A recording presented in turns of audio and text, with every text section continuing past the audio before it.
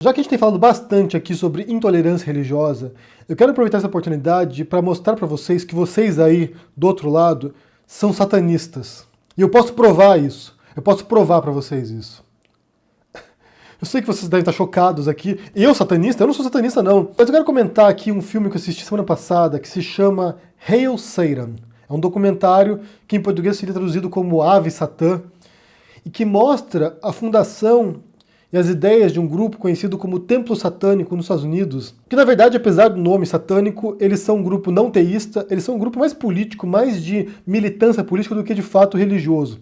E que eles utilizam a fachada de um templo religioso, né, a fachada de uma religião, no caso do satanismo, para poder combater o extremismo religioso cristão nos Estados Unidos. Cara, é muito interessante esse documentário porque ele mostra uma abordagem, uma estratégia que a gente não pensa normalmente, de você usar as mesmas ferramentas dos fundamentalistas religiosos, dos fanáticos cristãos, contra eles próprios. Vale conferir, eu não sei se é fácil encontrar esse documentário, mas se vocês encontrarem, assistam, porque vale conferir, porque é muito engenhoso o que eles fazem. No final das contas, como eu disse, eles utilizam essa figura de Satanás, essa figura do diabo, que seria o grande antagonista de Deus, e o termo, na verdade, o termo da palavra original, Ha-Shatan, é o adversário, é alguém que se opõe a Deus. No caso do Lúcifer, que é expulso do céu, e que boa parte dessa mitologia em volta de Satanás é uma mitologia medieval, ela não está na origem bíblica, ela é posterior, boa parte da mitologia em torno disso. Então eles utilizam essa expressão, né, o adversário, ou Satã, para confrontar essa mentalidade extremista religiosa. Eu quero ler para vocês aqui os 7 princípios do templo satânico, para vocês terem uma ideia de como vocês são satanistas por aí também. Então, 7 princípios. O primeiro princípio: devemos nos esforçar para agir com compaixão e empatia com todas as criaturas, em conformidade com a razão. Para mim, bastante sensato isso. Segundo preceito, segundo princípio deles: a luta pela justiça é uma busca constante e necessária, que deve prevalecer sobre as leis e instituições. Ou seja, a justiça nem sempre é legal, em termos jurídicos. Às vezes você tem leis que são imorais, leis que são injustas. Então, segundo o templo satânico, você deve lutar pela justiça, não pela legalidade. Nesse caso, por exemplo, você entra em desobediência civil, como a gente vê, por exemplo, nos anos 60, com Martin Luther King Jr. enfrentando o Estado norte-americano e fazendo passeatas, marchas, sentando-se em frente de monumentos públicos do Capitólio para enfrentar a segregação racial nos Estados Unidos. Então a luta pela justiça às vezes enfrenta instituições. Porque, por exemplo, a escravidão ela era aceita legalmente na época da escravidão, embora fosse injusta, embora fosse imoral. Terceiro preceito: o corpo de uma pessoa é inviolável, sujeito apenas à sua própria vontade. Isso aqui você encontra um eco no feminismo, meu corpo é minhas regras. Então, assim, eu faço o que eu quiser com o meu corpo. Se eu quiser fazer tatuagem, piercing, então eu cuido do meu corpo. Se eu não quero transar com alguém, não transo. Simples assim. Quarto preceito: as liberdades de outrem devem ser respeitadas, incluindo a liberdade de ofender. Usurpar voluntariamente e injustamente a liberdade de outros é renunciar à sua própria. Então é um apelo à liberdade individual. Quinto preceito: crenças devem estar de acordo com a melhor compreensão científica do mundo. Devemos tomar cuidado para nunca distorcer fatos científicos para que se adequem às nossas crenças. Gente, isso aqui é um apelo à razão inacreditável. No mundo de hoje, isso aqui, sabe, é de um bom senso que a gente não consegue ver diariamente em certos fanáticos religiosos. Eles querem distorcer a ciência, como diz a Damares, por exemplo, que o grande erro dos evangélicos foi deixar que a ciência fosse dominada pelos cientistas. Eles querem alterar a ciência, eles querem alterar a teoria da evolução e botar criacionismo no lugar. Alguns deles, inclusive, querem dizer que a Terra é plana, por exemplo, negando observações de pessoas que foram para o espaço, sabe? É tão absurdo o momento de hoje que tem que vir aqui reafirmar coisas óbvias. Sexto preceito: as pessoas são falíveis, ou seja, a gente erra. Se cometermos um erro, devemos fazer o nosso melhor para corrigi-lo e resolver qualquer dano que tenha sido causado. E sétimo preceito: cada preceito é um princípio orientador concebido para inspirar nobreza em ação e pensamento.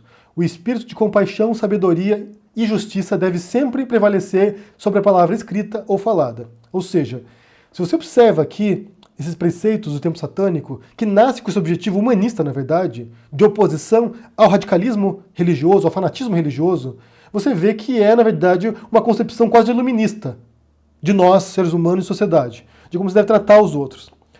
Então, basicamente, o que você vê nesse documentário Hail Satan é a expressão desses preceitos aqui, como eles atuam enquanto instituição anti-fundamentalismo religioso, e como eles utilizam, como eu disse no começo, as armas dos fundamentalistas religiosos contra eles. Então tem alguns casos que eles apresentam ali. Um deles, por exemplo, é quando um grupo evangélico quer pôr diante de um prédio público, eu não lembro se era a prefeitura ou se era a Câmara dos Vereadores, alguma coisa assim. Eles queriam pôr na frente de um prédio público um monumento com os 10 mandamentos ali, ou seja, os 10 mandamentos do Antigo Testamento. Os 10 mandamentos bíblicos, cristãos, na verdade, né? Porque quem segue esses preceitos hoje são os cristãos. O que o templo satânico quis fazer para confrontar isso? Afinal de contas, o Estado é laico e deveria ser assim. Um Estado que não seja dogmático, religioso, que não defenda uma religião em detrimento de outras religiões. O que eles queriam é pôr na frente desse mesmo prédio público, do lado do monumento aos 10 mandamentos, pôr ali uma estátua de Satanás, do Baphomet. Ou seja, como uma religião, os satanistas queriam ter o direito deles próprios pôr o seu símbolo religioso do lado de um símbolo religioso cristão. A primeira conquista deles é de forçar os evangélicos a recuarem.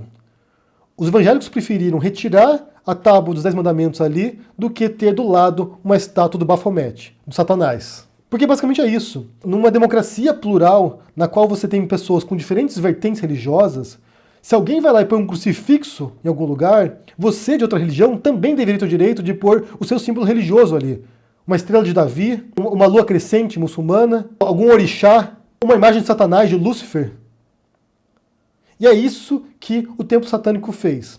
Provocar reflexão sobre o que é uma democracia laica, um Estado laico. É claro que choca, como eu disse no começo aqui, é claro que choca. Você vir aqui com a imagem de Satanás, para quem é um cristão, ou mesmo para você que talvez nem seja cristão ou não, mas choca, né? Você vê pessoas de preto com pentagramas invertidos, defendendo certos valores que pareceriam contraditórios em relação ao cristianismo. Sendo que quando você vê os preceitos deles, são muito mais razoáveis, muito mais sensatos do que muitos cristãos praticam diariamente. E outra coisa que eles fazem no documentário também é mostrar como eles atuam na comunidade, fazendo caridade, contribuindo para a comunidade, recolhendo lixo, ajudando pessoas com itens de controle de natalidade, ajudando sem-tetos, ou seja, contribuindo de modo produtivo para a comunidade, não apenas no blá blá blá, não apenas no falatório. E outro ponto interessante do documentário foi num dos depoimentos de um dos integrantes do templo satânico, que ele dizia o seguinte: eu era ateu, ou seja, ainda é ateu na verdade, né? Ele diz que ele ainda é ateu.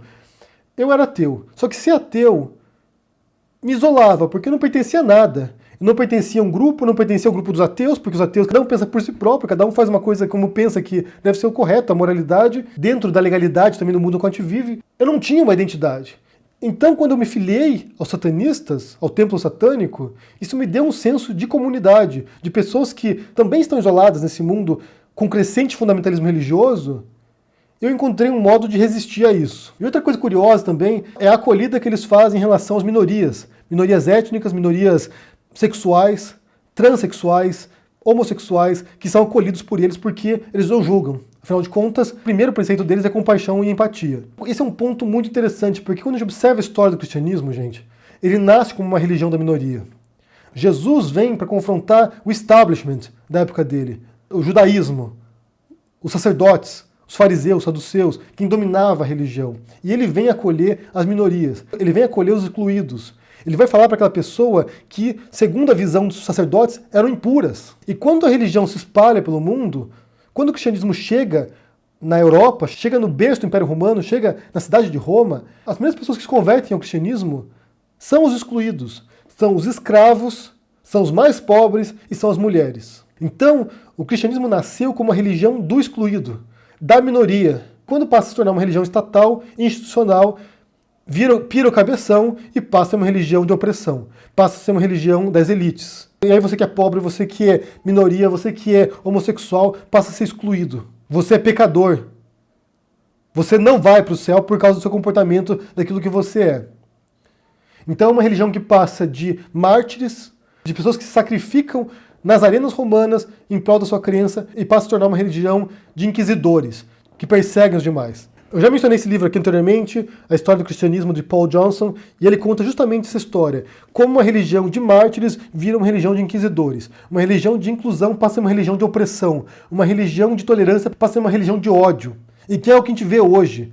Esses evangélicos aí, boa parte deles pelo menos, que a gente vê aí nessas marchas para Jesus, são pessoas repletas de intolerância e de ódio pelo outro, pelo diferente. E daí, nesse sentido, você vê o templo satânico com essa imagem totalmente assustadora para as pessoas, de Satanás, o diabo, e eles vêm com a mensagem de inclusão. A gente vai aceitar você como você é. Você é minoria, você é excluído, a gente vai te aceitar aqui. Aqui você tem espaço. E isso foi muito legal de ver nesse documentário. E um último item que me chamou a atenção também nesse documentário foi quando o templo satânico surge e começa a se popularizar. As pessoas veem essa transgressão do templo satânico, eles confrontando os evangélicos norte-americanos, o fundamentalismo lá, e as pessoas vão lá e se agregam em torno dessa ideia. Então começam a pipocar vários templos satânicos e rapidamente, em poucos anos, passa a ter dezenas de milhares de membros, seguidores, sei lá, não sei como posso chamar essas pessoas, mas quem frequenta lá essa noção transgressora deles.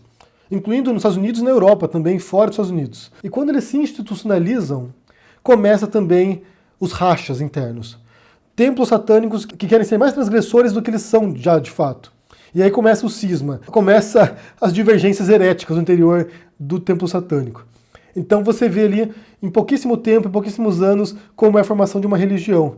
Como a religião surge como transgressora e aos poucos ela vai se engessando e vai tendo rachas, vai tendo fissuras, divergências ideológicas, teológicas entre aspas aqui, porque eles não têm uma teologia, mas teológicas no interior daquela instituição. Tem ali uma micro-história das religiões, uma micro-história do cristianismo, do islamismo, do judaísmo. Mas eu recomendo muito que vocês assistam, gente, esse documentário Hail Satan. Não é apologia ao templo satânico, não é uma defesa do templo satânico, é uma observação feita desse grupo que se reúne a partir da exclusão, da diferença. A gente vai transgredir para enfrentar cada vez mais um Estado teocrático nos Estados Unidos também. Pastores, fundamentalistas ocupando espaço na política e aos poucos derrubando conquistas históricas de grupos civis, movimentos transgressores ao longo da história. E que é o mesmo processo, é muito parecido com o que se dá no Brasil hoje. O Brasil tende a importar o que tem de pior nos Estados Unidos. E nesse caso está importando o fanatismo religioso também. Talvez o que faça falta no Brasil agora seja um modelo transgressor como o templo satânico, de confrontar de maneira bastante sarcástica e direta a ascensão da teocracia brasileira agora. Encontrar estratégias legais de confronto aos evangélicos e aos fanáticos religiosos. Como eu disse, eu sei que choca isso. Eu fiquei chocado também quando eu vi isso aqui. Quando eu vi o trailer desse documentário, eu fui correndo assistir, porque me parecia totalmente estranhíssima a ideia. Mas é muito interessante o que você vê ali. O modo como eles se comportam, o que eles defendem e como eles têm agido nesse momento. Confiram. Eu quero saber o que vocês pensam sobre isso aqui que eu falei, sobre a ideia desse grupo aí, transgressor, de enfrentar frontalmente esses fanáticos religiosos, usando as mesmas armas deles. O que vocês pensam sobre isso? Isso funcionaria no Brasil? Seria eficaz no Brasil? O que vocês pensam aí? Deixa aqui no comentário, deixa o joinha, assina o canal, assiste no Apoia, e a gente se vê por aí. Abraço e até mais.